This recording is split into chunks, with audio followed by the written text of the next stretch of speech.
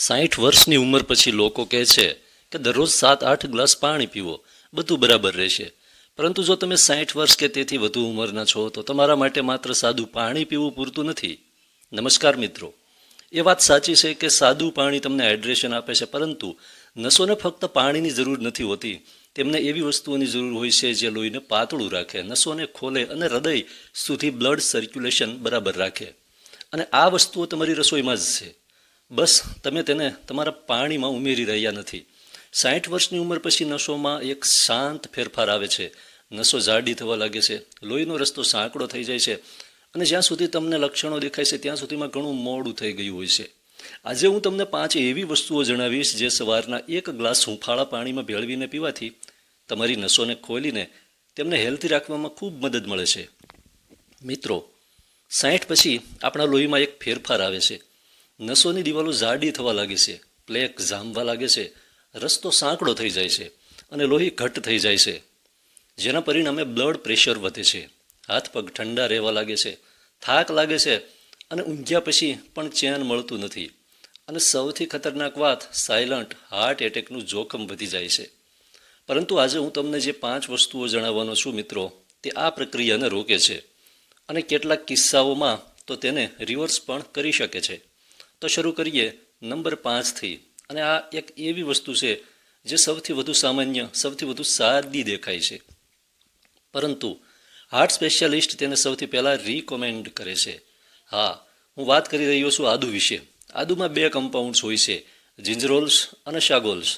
અને આ કમ્પાઉન્ડ્સ તમારી નસોમાં જામી ગયેલી પ્લેકને ઢીલી કરે છે અને લોહીને પાતળું રાખે છે, એકદમ કુદરતી રીતે, કોઈ પણ આડઅસર વગર. 60 વર્ષ પછી જ્યારે નસો જકડવા લાગે છે, તેમાં અક્કડપણું આવે છે, તે સખત થઈ જાય છે, ત્યારે આદુ તેમને આરામ આપે છે. તે બ્લડ વિસ્કોસિટી એટલે કે લોહીના ઘટ્ટપણાને ઘટાડે છે અને એલડીએલ કોલેસ્ટ્રોલને ઘટાડવામાં આપણી મદદ કરે છે, જે નસોમાં જામવા માટેનું અને નસોને બ્લોક કરનાર સૌથી મોટું કારણ છે. બસ અડધા ઇંચ આદુને ખાંડીને તમે 1 ગ્લાસ પાણીમાં 5 મિનિટ માટે ઉકાળો અને પછી ગાળીને સવારમાં હુંફાળું આ પી લો. અથવા જો તમે સવારે ખાલી પેટે કંઈક બીજું લેતા હો, તેને નથી લઈ શકતા, તો તમે ઈચ્છો તો તાજા આદુનો એક ટુકડો ચામાં નાખીને તમે નાસ્તામાં પણ તેને લઈ શકો છો. બસ એક વાતનું ધ્યાન રાખજો કે જો તમે બ્લડ થિનર્સ એટલે કે લોહીને પાતળું કરવાની દવાઓ લેતા હો તો ડૉક્ટરને પૂછીને જ આદુ લેવું. અને જો તમારી સર્જરી થવાની હોય તો તેના 2 અઠવાડિયા પહેલાં આદુનું સેવન બંધ કરી દેવું, કારણ કે તેનાથી લોહી પાતળું થાય છે અને સર્જરી પછી ઘણીવાર બ્લીડિંગનો ખતરો વધી શકે છે. નંબર 4 પર એ વસ્તુ છે જે તમે દરરોજ તમારી ચામાં નાખો છો, પણ કદાચ સાચી માત્રામાં તેનો ઉપયોગ નથી કરતા. હા, નંબર 4 પર છે તજ. તેનો તમારે રેગ્યુલરલી ઉપયોગ નથી કરવાનો.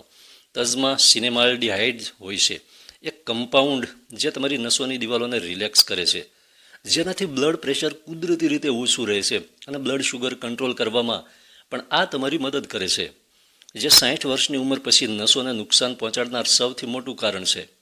તજ ટ્રાયગ્લિસરાઇડ્સને પણ ઘટાડે છે અને 60 વર્ષ પછી જ્યારે તમારી નસોમાં કોલેસ્ટ્રોલ જામવાની ઝડપ બમણી થઈ જાય છે, ત્યારે તજ તે પ્રક્રિયાને પણ ધીમી કરે છે.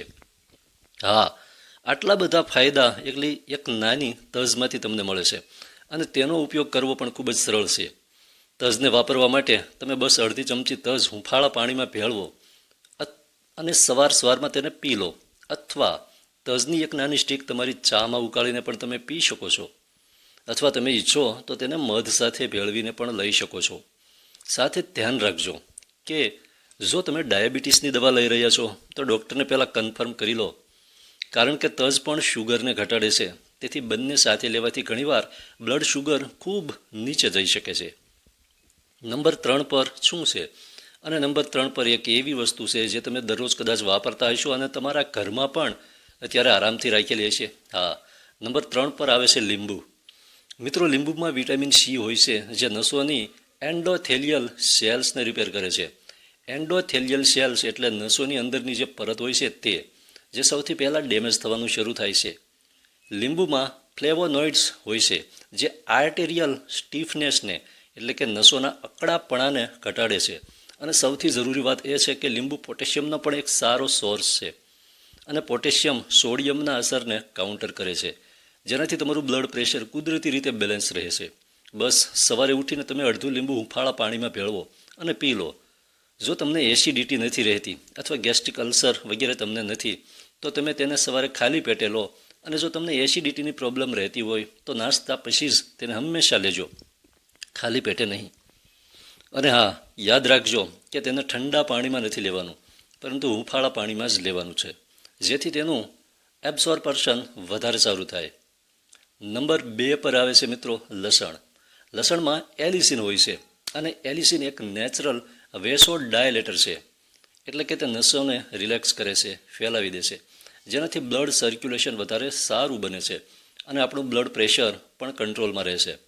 અને ફક્ત આ નહીં, લસણ પ્લેક ફોર્મેશનને પણ રોકે છે અને લોહીમાં ક્લોટિંગ ટેન્ડન્સી એટલે કે ગઠ્ઠો જામવાની વૃત્તિ પણ ઓછી કરે છે. ઇવન આયુર્વેદમાં પણ લસણને રસાયણ કહેવામાં આવ્યું છે અને ચરક સંહિતામાં તેનો ઉલ્લેખ હૃદય બળદાયક હર્બના રૂપમાં કરવામાં આવ્યો છે. એટલે કે દિલને તાકાત આપનારી વસ્તુ તેને કહેવામાં આવી છે. બસ દરરોજ સવારે ખાલી પેટે 1 થી 2 કાચી લસણની કળી ચાવીને ખાઈ લો, અથવા કાપીને ખાઈ લો, અથવા કૂચલીને ખાઈ લો, અને ત્યારબાદ 1 ગ્લાસ હુંફાળું પાણી પી લો. પણ યાદ રાખજો કે લસણને એકદમથી તમારે નથી ખાવાનું. પહેલાં તેને કાપીને કે કૂચલીને થોડી વાર રાખી દો, લગભગ 10 મિનિટ માટે, અને પછી ખાવો. આ એટલા માટે જરૂરી છે કારણ કે તેની અંદર એલિસિન નામનું જે કમ્પાઉન્ડ છે તે હવાના કોન્ટેક્ટમાં આવવાથી જ એક્ટિવેટ થાય છે. તો જો તમે તેને રાખી દેશો થોડી વાર, તો તે એક્ટિવેટ થઈ જશે અને તમને તેનો ફાયદો વધારે મળશે. અને હા, જો તેનો ટેસ્ટ તમારા માટે પ્રોબ્લેમ ક્રિએટ કરે, તમને સારું ન લાગે, ખૂબ વધારે તેજ લાગે, તો તમે ઈચ્છો તો તેને લીંબુ સાથે અથવા મધ સાથે ભેળવીને પણ લઈ શકો છો. તેનાથી થોડો ટેસ્ટ તેનો ઓછો થઈ જશે.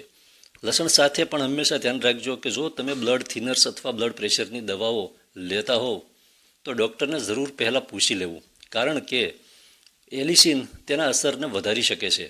અને સર્જરીથી 2 અઠવાડિયા પહેલાં તેને લેવાનું પણ બંધ કરી દેવું. અને ખાલી પેટે લેતી વખતે પહેલાં અઠવાડિયે 1 કળીમાંથી શરૂઆત કરો, અડધીથી. અને જ્યારે તમને ઠીક લાગવા લાગે, કોઈ દિક્કત ન આવે, તે પછી તેની ક્વોન્ટિટીને 2 કળી સુધી અથવા 1 કળી સુધી લઈને જઈ શકો છો. અને હવે નંબર 1 પર મિત્રો એ વસ્તુ આવે છે જેના વિશે મોડર્ન સાયન્સ પણ હવે કહી રહ્યું છે કે આ હાર્ટનું સૌથી વધારે ટ્રસ્ટેડ ફ્રેન્ડ છે, અને આ ફ્રેન્ડ છે અર્જુનની છાલ.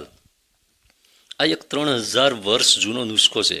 અર્જુનની છાલમાં અર્જુનોલિક એસિડ હોય છે, જે ડાયરેક્ટલી માયોકાર્ડિયલ સેલ્સ એટલે કે હાર્ટની મસલ્સને મજબૂત કરે છે, તેમને તાકાત આપે છે. નસો માટે તે આર્ટેરિયલ વોલની ઇલાસ્ટિસિટી પાછી લાવે છે. નસો જે સખત થઈ જાય છે તે ધીરે ધીરે ફરીથી લવચીક થવા લાગે છે, અને તેને વાપરવું પણ ખૂબ સરળ છે. બસ 1 ચમચી અર્જુન છાલ પાવડર લઈ લો, 1 ગ્લાસ પાણીમાં 10 મિનિટ ઉકાળો, અને પછી ગાળીને સવારમાં ખાલી પેટે હુંફાળું આ પી લો. અથવા તમે ઈચ્છો તો તેને લો ફેટ મિલ્કમાં પણ ઉકાળીને લઈ શકો છો, જેને અર્જુન ક્ષીર પાક કહેવાય છે.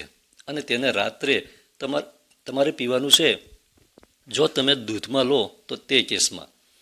આ સિવાય અર્જુનનું એક અર્જુનારિષ્ટ નામની સિરપ પણ આવે છે, કાઢો પણ આવે છે. તમે ઈચ્છો તો તેનો પણ ઉપયોગ કરી શકો છો. આ 5 વસ્તુઓ લેવી મિત્રો તમારા માટે પૂરતી છે. પણ એક અહેમ નિયમ હંમેશા યાદ રાખજો, જે આ બધાના અસરને 3 ગણો કરી દેશે.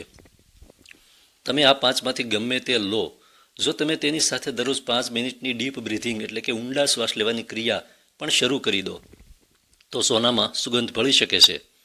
આ માટે ઊંડા શ્વાસ અંદર ખેંચો, પછી શ્વાસને થોડીવાર હોલ્ડ રોકી રાખો, 4 સુધી કાઉન્ટ કરો, અને પછી ધીરે ધીરે શ્વાસને બહાર કાઢો. આવું કરવાથી બોડીમાં નાઇટ્રિક ઓક્સાઇડ રિલીઝ થાય છે, જે તમારી નસોને કુદરતી રીતે ફેલાવી દેશે, રિલેક્સ કરી દેશે. સાથે મેક શ્યોર ખાતરી કરો કે તમે રાત્રે 7 થી 8 કલાકની ઊંઘ પણ જરૂર લો.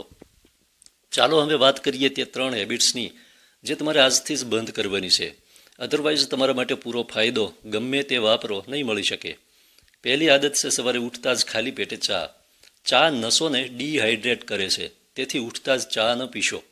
પહેલાં 2 ગ્લાસ હુંફાળું પાણી પીવો, પછી આ 5માંથી કોઈ એક વસ્તુ જે તમને સરળતાથી મળી જાય અથવા જેમાં તમારું ઇન્ટરેસ્ટ હોય તે તમે લો, અને પછી ચા પીવો.